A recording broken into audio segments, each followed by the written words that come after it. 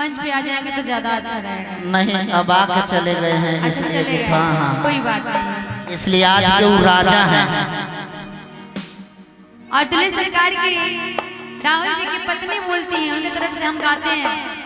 ये तो भाव हर किसी का रहता है जो हमारी लड़की रहती है कि जैसन सोचले रहनी वैसन पियवा मोर बारे, अरे सावर न गोर बारे हो। लेकिन राहुल जी यहाँ के चले गए, आप सभी से मिले हैं, लेकिन हम तो यही कहेंगे कि जैसन सोचले रहनी ओइसन राहुल जी मोर बानी, अरे दिल के कमजोर बानी हो। कैसे बाकी सबसे मिले खातिर उनका हमारे राहुल भाई दिल के कमजोर नहीं है। अगर दिल के कमजोर रहते तो इतने ऐसा नहीं है, कमजोर है तभी तो मेरे आने से पहले ही चले गए हैं। हेलो कि बात गोरे गोरे कोमल होठ लाल लाल, अरे हंसलू त गलिया पे बोला इसी जगह था। राहुल जी अपने पत्नी के बड़ाई करते हैं और जब शादी हो जाती है ना, जैसी भी रहे उसका बड़ाई करना पड़ता है। हेलो हेलो हेलो, इस दुनिया में 95% मर्द लोग हैं जो मेहरारू की बड़ाई करते हैं, उसमें हम भी हैं। कल आपके पति होंगे वो बड़ाई करेंगे। नाइयों क्यों नहीं तो यो बड़ाई करे के पड़ी कि बन के हमारा जिंदगी, बन के हमारा जिंदगी में आयल अंजोर